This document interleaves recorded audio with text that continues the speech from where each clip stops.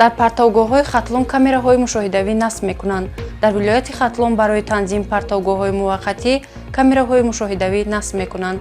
ба боварии масъулин ин тадбир дар оянда метавонад дар тозагии марказҳои маъмурӣ шаҳру ноҳияҳо мусоидат намояд. сардори сарраёсати ҳифзи муҳити зист дар вилояти хатлон Қурбоналӣ Собирзода гуфтааст, ки дар шаҳри Бохтар, ноҳияҳои Хуросон ва шаҳри Туз назди партовгоҳҳои муваққатӣ дурбинҳои мушоҳидавӣ насб карда шуданд.